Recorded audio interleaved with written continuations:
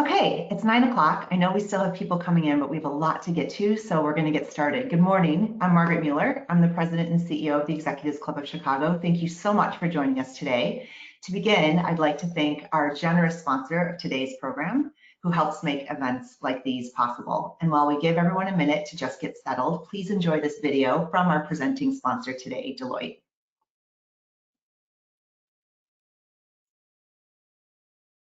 Right now, the world isn't just reopening. Humanity is reawakening. It's time to demonstrate who we are at our core. We are resilient humans. We can reimagine a better world, understanding that every action we take today will contribute to a thriving new tomorrow. Let's come together and make a difference for the greater good and the promise of more together days ahead.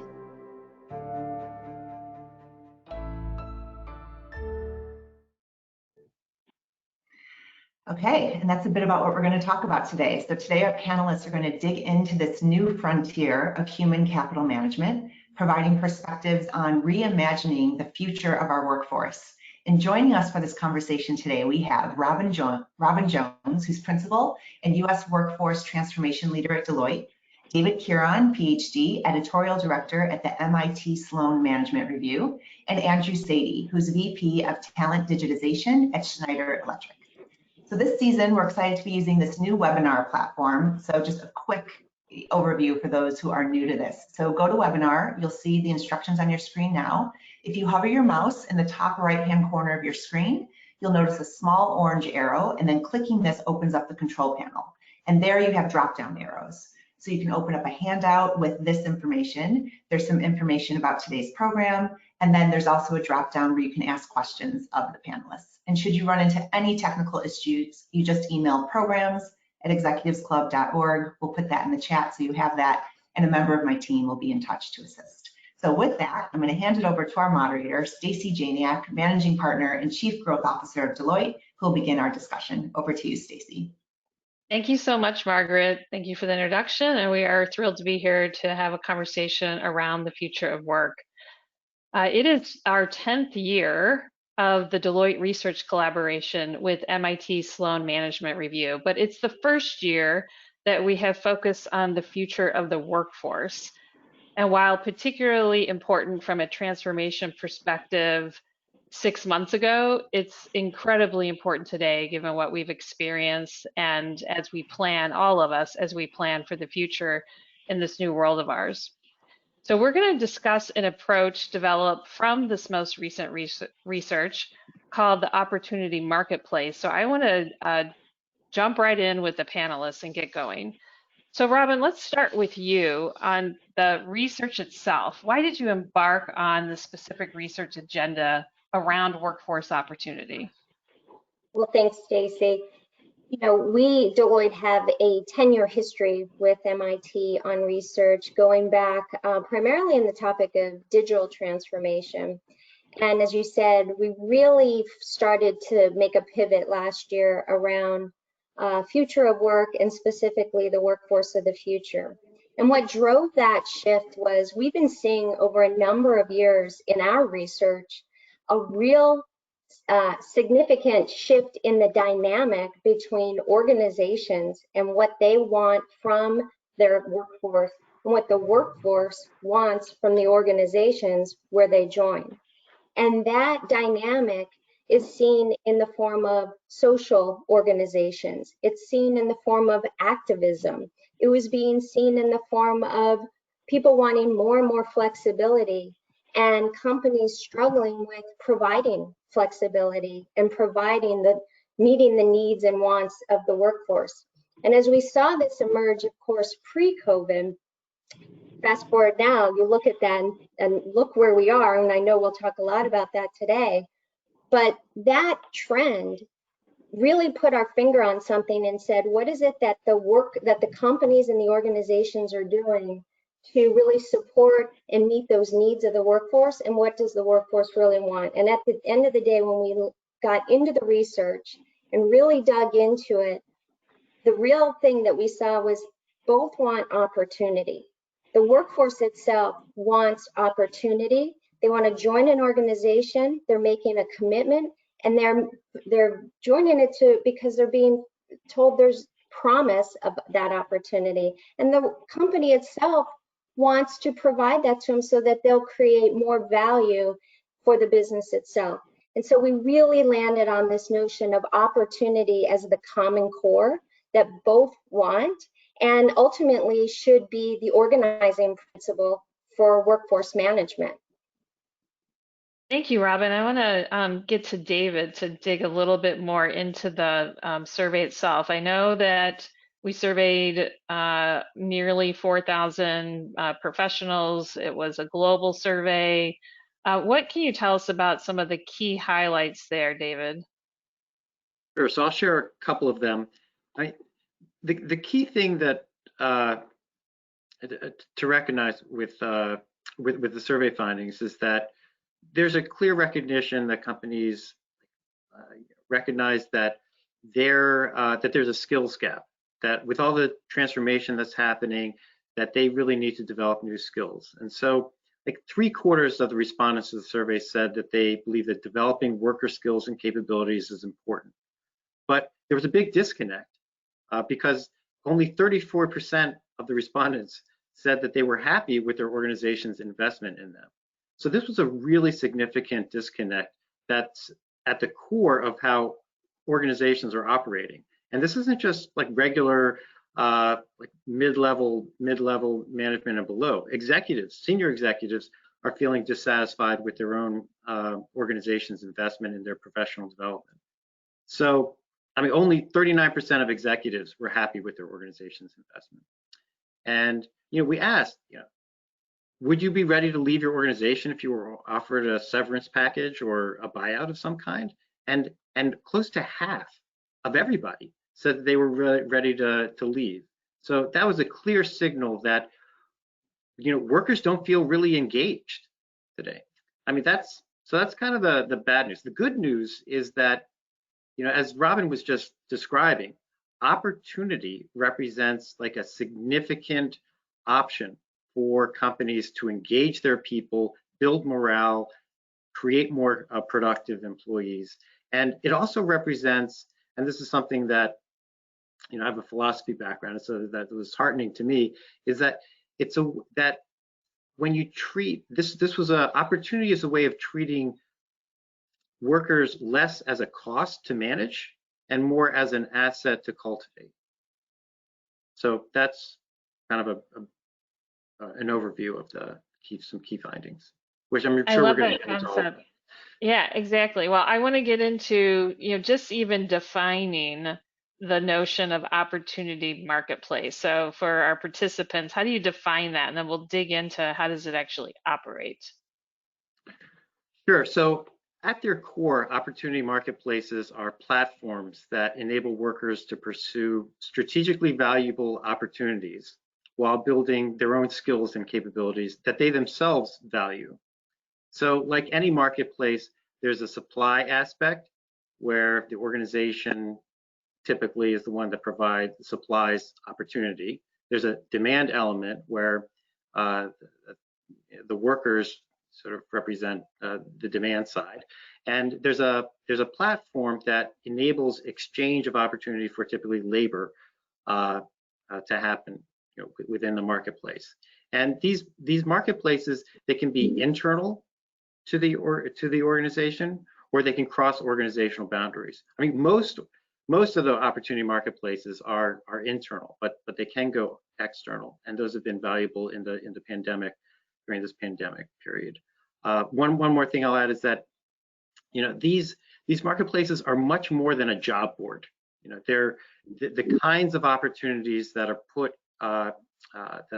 in these marketplaces, you know, range across. You know, there are like projects, there's learning, there's development, there's training, there's mentorship opportunities, there's reverse mentoring opportunities. It's more like an Amazon marketplace rather than like a Craigslist. So well, I'm gonna get Andrew into this conversation because I know that he spurred the direction of this research quite dramatically when we learned about what he was doing at Schneider. So can you talk to us, Andrew, a bit about Schneider's open talent market? Of course. So the open talent market is an opportunity marketplace. It's exactly what David shared. It is an AI-powered marketplace where employees can find full-time roles, projects, mentoring, learning, and there are buyers and sellers of these opportunities that you can find on the marketplace.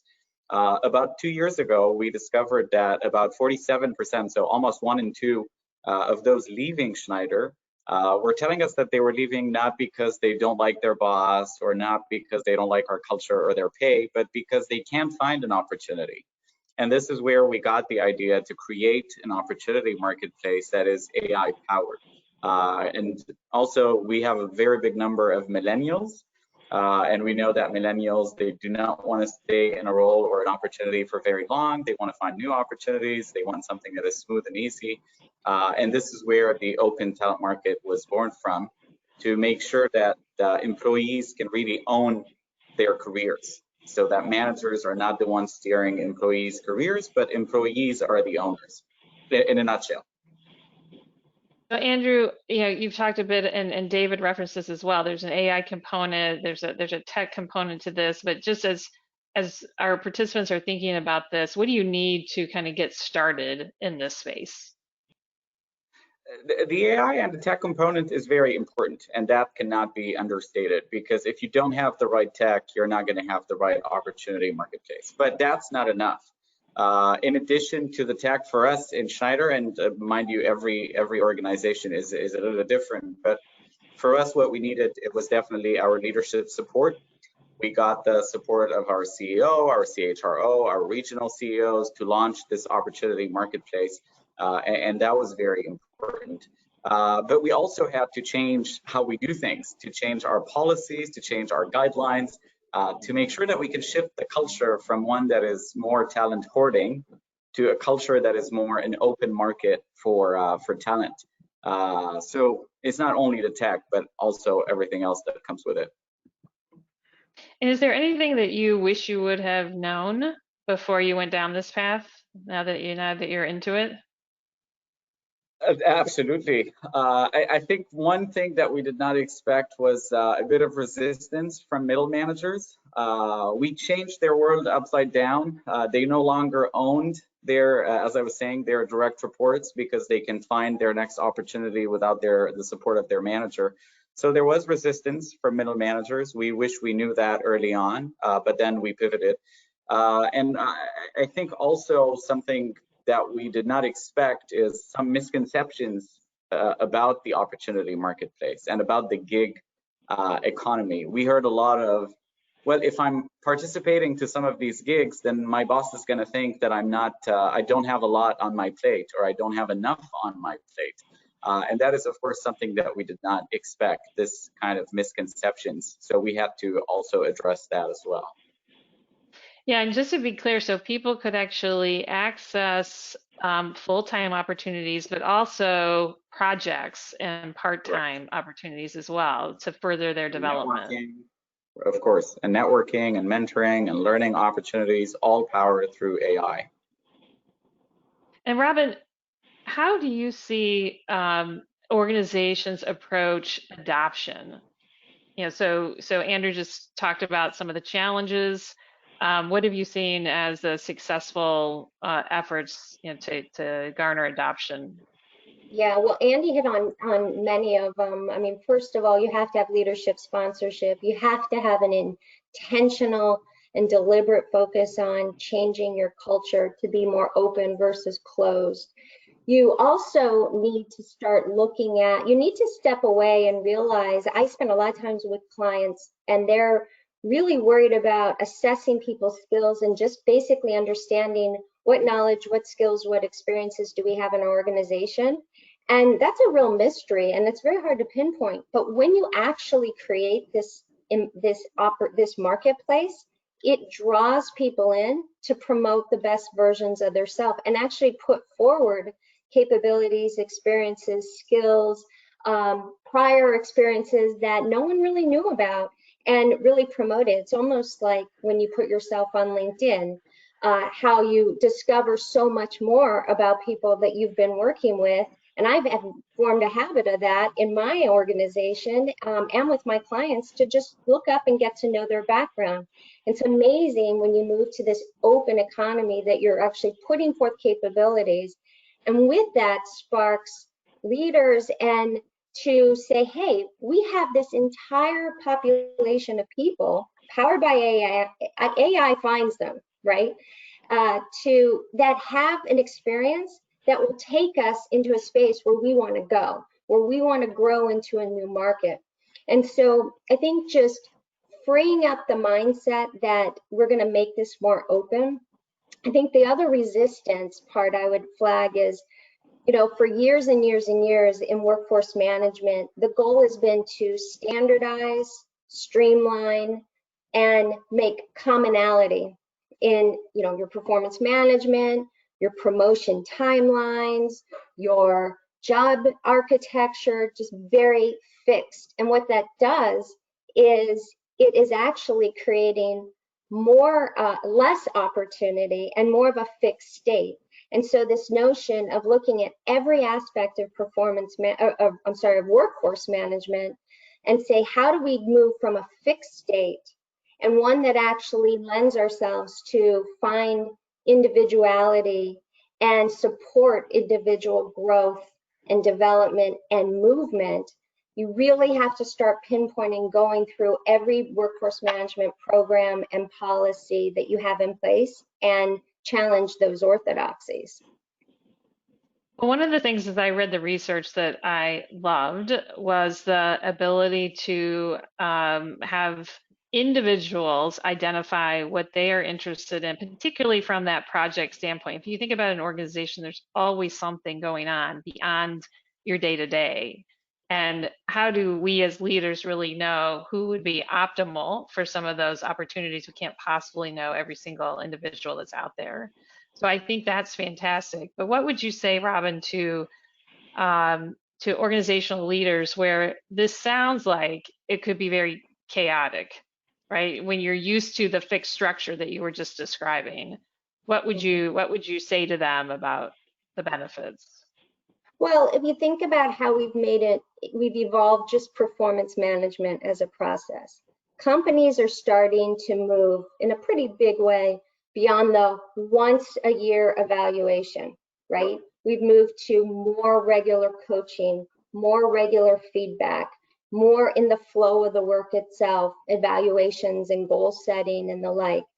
We're going to get there with compensation. We're still on that kind of once a year type of thing. So yes, companies are somewhat fearful of that, but we have to move to a more dynamic way of evaluating, providing feedback, and frankly, it gets down to deploying your people into moves that you're making in the business or areas of need. So I think it's really, it's stepping away from that fixed mindset that everything has to happen on year-long scales and start to really move to a more dynamic way of addressing people's needs, because it comes back to that tension that's brewing where, and has been for a while, where people are just not wired to wait another year for, and then be told no, for whatever it is. A learning opportunity, a leadership program, a compensation change, a reward of some type. So we really have to go to what we've all been saying is be more agile and be more adaptable to the needs of both your business and the workforce itself. And David, maybe you could build on that. I know that the report addressed the benefits both from the workforce perspective, but also from the organization perspective. What would you call out there as well? Yeah, so I'd add two things to what Robin just said. One is, and Andrew mentioned resistance among managers. There can be resistance among workers themselves. They've grown accustomed to coming to work, and just doing the work and then going home and forgetting about their jobs. And when you introduce the notion of opportunities and like growth and development and like do new things, create new meaning at work, and somebody's like, leave me alone. Just let me, I've got my head down here. I'm just going to do my everyday thing. And we did a workshop where we invited Andrew. There were a bunch of other people. There was one HR manager, senior HR manager at a big law firm, and she said, look, I've got senior executive assistants who you talk about opportunity, but they don't want to be messed with. They just want to do their job and go home. And there's a significant creating an environment where they feel agency to become the authors of their own careers and do more than just like producing what little is expected of them is a significant transition. And opportunity markets, well-designed opportunity markets, well-managed opportunity markets can really help with that.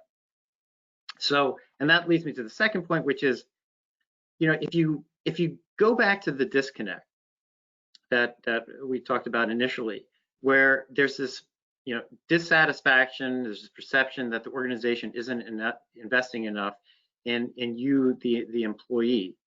Opportunity markets kind of flip the question around. It's not like how do you invest better in people? It's how do you invest better in enabling people to invest in themselves? And that's a significant switch. And in Andrew's organization, he said this many times, and perhaps it's better if I say it now because he said it so many times. That they encourage people to see themselves as owning their careers. The organization kind of benefits when employees see themselves this way, as do the employees, and that's a powerful feature and benefit of opportunity markets. And it's not like this is a completely new idea. There's an entire literature in the fields of psychology and economics that speak to the value and importance of agency.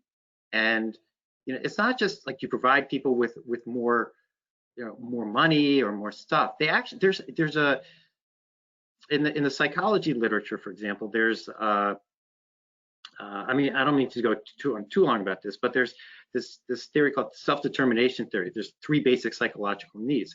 One is, everybody has a basic need to feel competent in what they're doing. Another is to feel like related to others. And the third one is people need to feel that they are the authors of their own actions. They're not being controlled by other people, other aspects of a situation. They need to feel self-determined. That's the third basic psychological need within this conceptual framework. I could go on about this, but this is, basically the point is that opportunity marketplaces, the value of them to people is grounded in like serious, significant psychological theory. So Andrew, thank you for that, David. I want to build on maybe what Andrew has experienced, with your workforce, having been at this for several years. I'm sure you had some that maybe did not want to come along, both from the workforce side and from the management side. So where are you today? And how do you think that if you did a survey at Schneider today, what would the feedback be? We have. I think to go back to what David and Robin were saying, the value of an opportunity marketplace is unquestionable. Of course, there are some people who do not, to go back to the example that David was sharing, who do not necessarily want to be in this opportunity marketplace, and it's all voluntary, so they don't have to be if they don't want to. But overall, I think the benefits and the value are very considerable. For us as an organization, we got a lot of value from the open talent market. One, I would say analytics, because we have a better understanding of what skills are present in the organization, what skills are missing, what do people want to upskill and reskill, so that we can build programs around that. We've also looked at data analytics around succession planning, what people can, who can do what. There, as you were saying, it's easy to know a small organization of 500 people maybe, but Schneider is about 140,000. So it's much harder to do some of these upskilling and some of these identification of people. Now, of course, other values that we looked at is a reduction in attrition. Some of the attrition, as I said at the beginning, 1 in 2 employees were saying that they were leaving because they could not find an opportunity. So that attrition is down, and of course the cost of attrition is down, and employee engagement is up. And as you said, we do ask that question in our employee survey that we call One Voice, and the results are pretty positive and promising that people are more positive towards, the opportunities that they can find at Schneider. And last but not least, I would say one of the big values that we received was around diversity. And here, of course, I don't mean diversity of gender or diversity of age, but because these are not captured in the opportunity marketplace, otherwise it could lead to bias of AI. But diversity of backgrounds, educational backgrounds, experiences, professional backgrounds, and I think that has created a lot of great matches within the organization. That's a fabulous additional benefit there, Andrew, that I had not captured in the reading. David, could you speak to, and we've had a great example here at Schneider, but where have you seen the market go, with respect to this? I know it's been 6 months since this study was published. Have you seen growth in opportunity marketplaces in practice? Yeah, that's a great question. So let me level set my remarks here. It's like when most of the research, well, the research that we did for the report happened pre-COVID.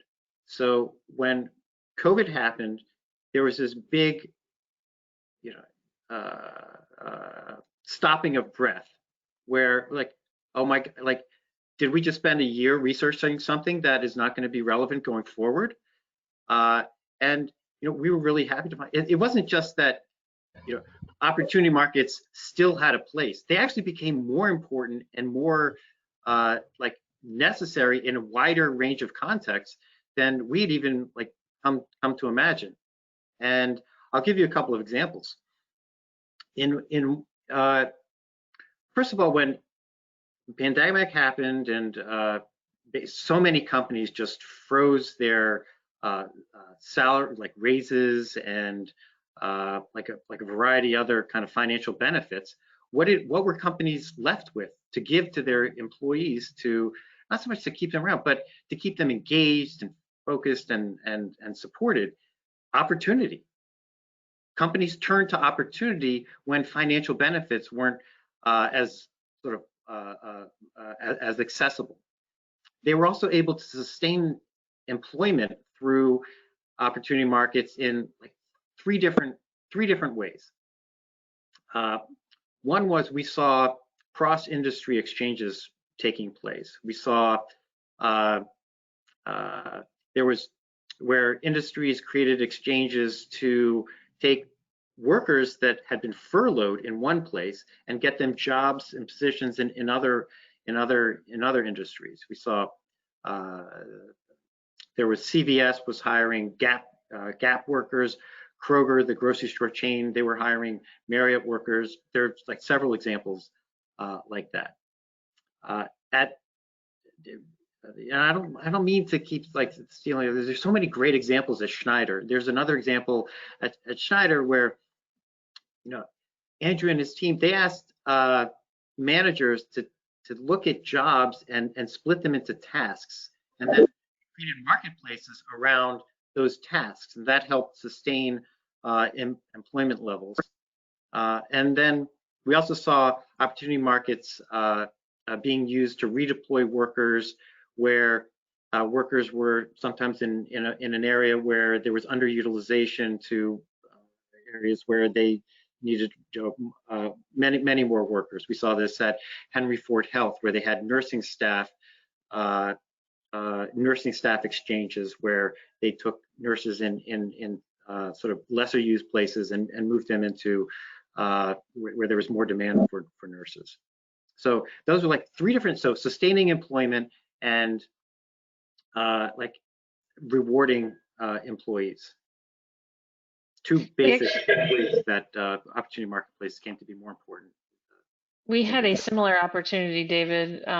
Your mention of Marriott triggered that for me as well, where we were able to, at Deloitte, utilize Marriott call center staff to assist us in delivering services to help the state of New York when they were embattled and trying to deal with their approach to COVID. So another great example of what you're describing from an industry perspective. Andrew, is there anything else you would add as far as kind of the twist of COVID and maybe what was unique for Schneider in this element? Of course, I think COVID has entirely changed our open talent market, because before COVID, the open talent market was still only available for some employees in, I mean, a big number of employees, but in not everywhere. And when COVID happened, the decision from our top leadership was to launch it for everyone everywhere. And the idea behind that was many things. One, it was definitely, as David said, a message of hope. I think one of the things that our CEO was focusing a lot on is that the future is not canceled. And this is why we should still network, and this is why we should keep learning, and this is why we should still be seeking opportunities. And I think that message was very well received when we launched the open talent market. Another part was definitely around what David was also referring to, the imbalance of within the workforce. I mean, when COVID happened, you had 220 recruiters across the globe who did not have people to recruit because we were on a hire freeze. And they lend a hand to a lot of others in marketing and HR and services who had a lot on their hands. And I think this definitely balanced the workforce, where those that needed support went on the open talent market, raised their hand and said, I need help, and then they received it. And by doing so, they developed and they networked and they met someone new. And many of them are now finding their next full-time roles because they already worked with someone and they know how they work and they know that they'd like to work with them. And the last thing that I would add is, I think in light of COVID and you hearing out about all these furloughs and redundancies and companies, instead of repurposing the workforce, letting it go, I think the open talent market, I'm sure the open talent market has definitely supported our employer brand, because in all of our employer branding activities, we focus on the open talent market, that when you join Schneider, you're in it for the long run. You join and then you can find another opportunity or a project or a gig or whatever you floats your boat. So I think there's, COVID has definitely changed us in light of with the open talent market. Well, maybe with that notion, Andrew, we've talked a bit about the research. We've talked about what a opportunity marketplace looks like and how it operates. Maybe we can now start to maybe look at the horizon a bit, which I know is top of mind for all of us as we think about how we navigate it. And Robin, maybe I'll turn it to you first on how do you think organizational leaders should think about workforce management practices differently as we begin to emerge, from our current environment? Well, first of all, I think we are seeing a situation where the entire executive C-suite is engaged on the workforce strategy, workforce management topic. There's not a CEO, there's not a board, a CEO, COO, a CXO of any type that is not engaging with their head of HR on this topic. And I think the recognition that this is a very strategic element of business strategy, much like digital transformation has been strategic and top of the agenda, companies are recognizing the that this is something that has to be dealt with at the same level. And in fact, that's a big part of what we're digging into in this year's research, is the extent to which opportunity and value can be accelerated in companies when you have the C-suite as a whole really tackling this problem and driving a unified change to how you treat and extend your programs and your opportunities to the workforce itself. So I think that's the first big thing that's really important to recognize. I think the other is, and Andrew hit on this before, is really digging into the culture and looking at this notion of, managers overall at all levels don't own their people. And in fact, the successful managers are those who create followership and create inspiration and draw people in to the project or the initiative or the pro bono opportunity that they're leading on behalf of the organization itself. And so it's moving from a command and control model of many years we've seen in the workplace to a truly inclusive, team-based model, and one where, we talk about it, where the human is at the center and what individuals want and what they need is more at the center. I think those are some of the big things. I really love Andrew's story about what they recognize, because we're seeing this in the marketplace, that, we've known for many years that it was so much easier to look for a job outside of an organization than inside the organization when they were frustrated. And so you see people leave. And after you've made that a huge investment in people, you don't want to be part of an organization. You don't want to be a leader in an organization where it's a bit of a revolving door. It's not good for your business. It's not good for brand. It's not good for long-term value, all of those things. And then I think the other thing that's important, I work a lot with the technology companies, particularly who are the hyperscalers in the West Coast. And these are all companies, many of these companies we refer to as teenagers. They grew so fast, they didn't have time to put in the proper infrastructure for workforce management. And what we're really seeing them think about, but also struggle with, is putting in the infrastructure so that they can continue to scale at the rate that they're scaling. And what they're making tough decisions on, and I think they're really facing, is, do we put in that model that I described before, Stacy, around, fixed, common, structured, job architecture, for example, or do they leapfrog to an AI-enabled digital platform that completely powers an opportunity marketplace, a talent marketplace that's much more free flow, much more dynamic, much more enabling their strategy of moving beyond hiring just from the Silicon Valley, as they're all declaring, much more enabling the workforce to work from anywhere for a longer period of time, which they're also declaring in strategies. And so I'm optimistic that companies are going to connect the dots between business strategy that they're contemplating right now because of COVID and actual workforce transformation and workforce strategies that really leapfrog from where they are right now. Thank you, Robin. As you think about that, Andrew, and you think about Schneider, kind of what's next for you and your organization?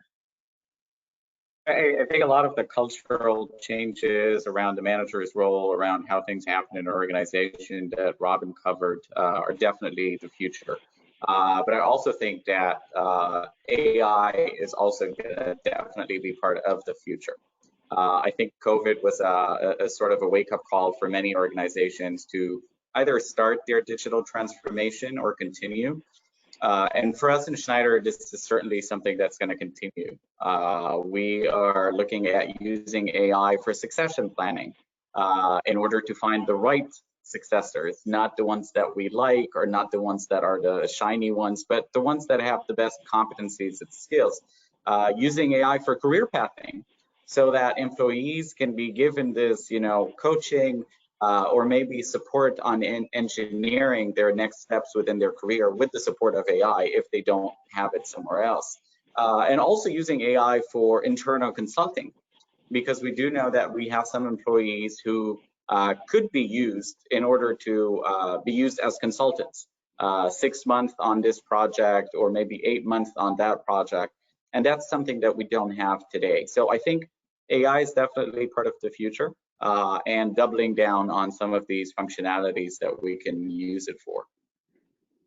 Thank you, Andrew. And so, David, what's your perspective on the horizon? And in particular, and I know we're all grappling with what does tomorrow look like after we've spent so much time in this remote working environment. What do you see as trends? There are no trends. So I don't know. So here's the thing. When I think about the future, I think about sort of where the pressure points are, where the fissures are in what we're seeing. And like one of the pressure points I see, which could go in any number of directions, but it seems that, based on what we're hearing from Robin and Andrew and the research that we've done, is that human capital management has really focused on the high performers, like where value creation happens in the organization. Hey, it's those 20% or 5%, depending on like who you talk to, that are responsible for most of the value creation in the enterprise. What opportunity markets portend for human capital management is that you can take a more broad-based view of how and where value creation takes place in the enterprise, and it's a much more humanistic approach to managing talent and looking at your people and your workers as sources of value creation to cultivate rather than as costs to manage. So there's an egalitarian aspect to this that I hope is going to happen. The other thing, and this kind of picks up on a point that Robin was making around performance management, is that there are a lot of expectations now for the employee. They're not expected simply to produce. They're expected to innovate, to collaborate, to participate in networks, to learn and to develop themselves, to own their careers, but to work within the organizational cultural constraints and all that. So given that, like, what does performance mean under those conditions if it's not just strictly about production? And does this mean that managers need to think like more seriously, more deeply, more broadly about what performance means, and then like how do you manage that? And there are trade-offs. Like if you see, look, we need more people to blend in innovation into what they're doing. But if your performance management orientation is around what they're producing, there's going to be misalignment. So I think there are a lot of interesting issues that companies are going to have to deal with around that. The thing that I'm most curious about, though, just from a personal, professional approach, is like there is a trend around bringing your whole self to work, and I'm a bit of a skeptic around this, and I'm open-minded about it. But the thing is, if you bring your whole self to work, people's whole selves aren't like all great. It's not, passions can be good, and interests are good, but there's a very real potential for a backlash. I mean, really, do you really want your workers to bring their whole selves to work? I mean, there's a reason why divorce rates are so high. So, I mean, I don't know, but I suspect that there's going to be we are so early on in this remote work environment that it's like when we see people, not to pick on like families and like workers who have families, But kids, when they come onto the Zoom screen and they're crying, or you hear the crying, like, we are early days with this. Now it's kind of a novelty, where we can be very forgiving around this. But like 2 years from now, is there going to be like like right now, it'd be very un-PC to say, sorry, no more kids screaming on video calls. Like, no one would say that right now. But in 2 years, are people going to say that? I think there are a range of issues, and we're already seeing this with, like, in the tech industry. It's like, oh, well, you can get parent leave for like like significant benefits around parental leave. But for those people who don't have kids, like, it's like, what about us? How come they get the benefits? So I mean, that's a known thing, but what I'm saying is that's a fissure. That's a fissure that could get bigger and bigger as time goes on. Yeah. All things that we will grapple with that that never anticipated, for sure. Robin, before we jump to questions, because I want to get to them, there's been a lot of good ones that have come in. Just maybe a few minutes on where are we taking the research next, with our collaboration with David. Yeah. Well, we've hit on a good bit of it. So the survey is underway. We are conducting all the interviews with executives of different type companies right now. We're in the midst of that. And really the set of questions we're looking at is the way in which companies are looking at the topic of workforce strategy vis-a-vis business strategy and technology strategy, kind of those three big blocks of strategy. And how are they changing their orientation? How are they addressing this? How are they making decisions around workforce strategy in the context of elevating the workforce in the role that it can play in moving their business strategies forward, how they can really capture the value that more value out of the workforce itself, what's impeding that? Is it that they're still working off of legacy philosophies, legacy programs, legacy processes that are hindering the ambition that they really have? Is the culture impeding it? So we're really looking at that question of, at the end of the day, how can we get companies and workforces to be more aligned with getting what they want out of each other, right? Getting more opportunity, career satisfaction, growth, development, upskilling, and the like.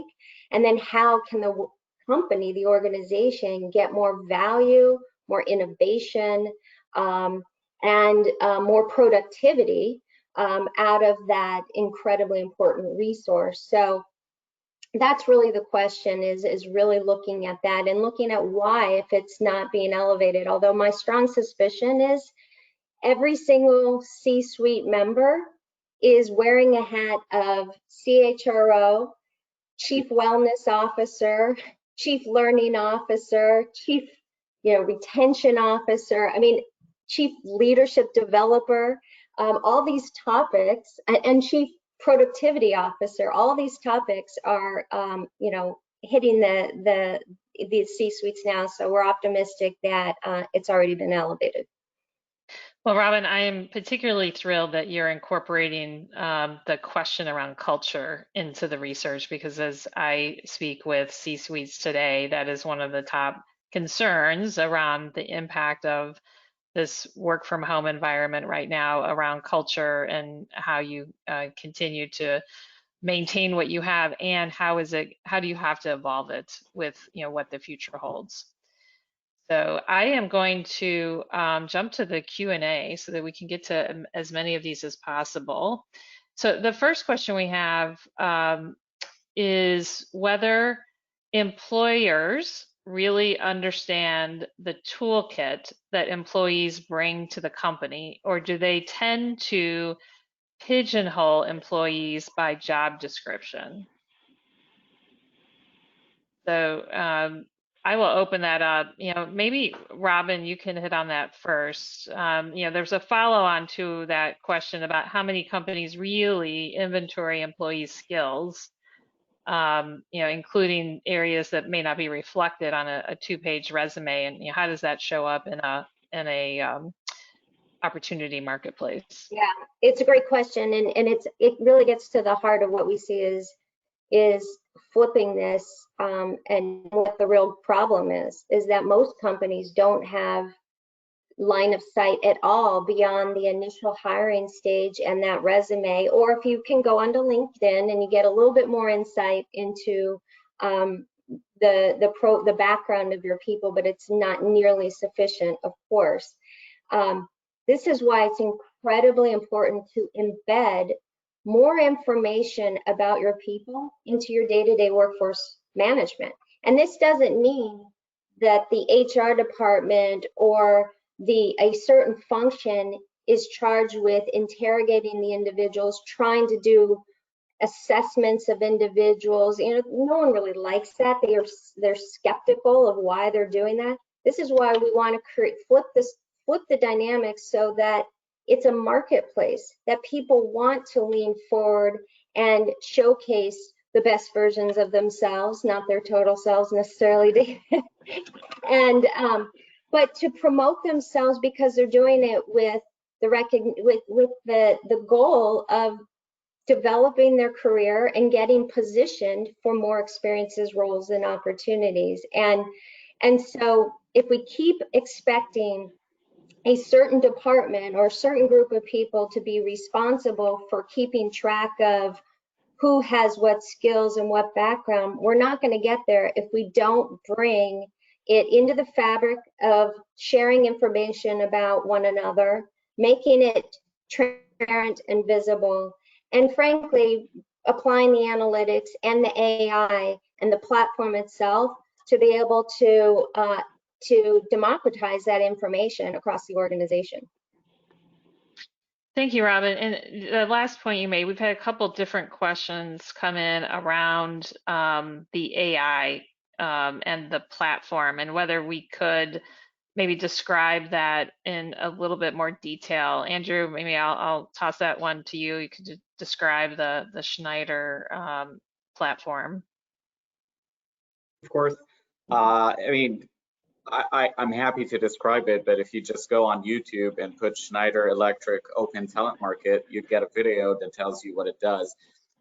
In a nutshell, it is a platform where opportunity seekers go, they create a profile. It is very intuitive, very user-friendly. You can bring in everything from LinkedIn, because as we all know, and Robert said it, lots of people have LinkedIn.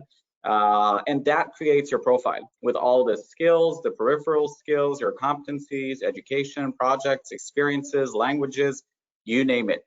And then on the other side, you have opportunity owners, full-time roles, projects, mentoring, and the AI, the magic in the AI is it does the matching between the seekers and the opportunity owners. Now, for us in Schneider, what is very interesting about our open talent market is that, and that goes back to your first question, we're not trying to pigeonhole or to box people in a specific box. If you've been in finance for 20 years, you might want to be doing something else that we don't know because we don't have a crystal ball. And this is where the open talent market it comes handy, because there is a section on the ambitions and aspirations. And that is taken into account in the algorithms of the AI, where you can share, I'd like to work on something else, and the AI would take that into account when matching you. So that's in a nutshell, but I think the video could give more information. And so not everyone, I think what you said is that everyone at Schneider has to engage in the marketplace. So do you do things to encourage people to engage? And has there been any impact, I guess, on your culture because of that? I'm summarizing several questions here for you. We do lots of marketing for our open talent market. We do lots of webinars and town halls and virtual, of course, nowadays, and presentations and, different HRBPs. So, encouraging their people to join.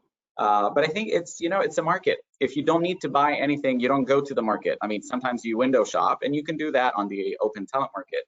But in many cases, people go there because they're looking for an opportunity or something to learn or something, a network. So that's typically how it happens. But lots of promotion, and lots of adoption. Now, the impact on the culture, I think, is huge, because as Robin was saying, I think the cultural shift from a talent hoarding culture where you own your talent, they stay with you, and you decide when they move, I think that's the past. There is an openness, there is creativity, there is it's a market. It's, you know, people go and they find what they want, and you find what you're looking for with very minimal command and control mechanisms. And have you had to do anything to incent people to actually list opportunities on the marketplace? So thinking about where people may know who they want and don't necessarily want to take a match that's driven by AI necessarily. We've definitely been encouraging lots of people to post projects. Roles are automatically posted from our applicant tracking system, so that's automatic. But we've been incentivizing a lot of people to post projects, and I have to say that these kind of incentives in light of COVID have become less and less, because in light of COVID, you know, we have very few contractors, there's a hire freeze, there is, you know, all these temporary workers are no longer in many cases working with us. So managers have to be creative in finding people to help. And this is what David was referring to as splitting a job into tasks, finding people. So of course, there's many incentives to go on the open telemarket, but it also comes from the need that managers have to post opportunities. Well, thank you, Andrew. Thank you, Rob, and thank you, David. The conversation has been phenomenal. I appreciate all the work that has gone into the research itself, but really understanding how this has come together live. So I will turn it back to Margaret, but Margaret, thank you and the Executives Club for allowing us to have this conversation today. This was great. I know we could have talked forever, and I saw the questions, Stacy. There are so many. I'm sorry that we were not able to get to all of your questions. There were a lot of really good ones. So, I mean, this is yet again another example of how COVID has unleashed creativity and revolutionary thinking for organizations. I think we have a real opportunity to redefine performance management, and it reminded me of something. We had the founder and CEO of Jenny's Ice Cream, Jenny Brittenbauer, and she said that her favorite business book was Lord of the Rings, because she thinks of an organization as a fellowship.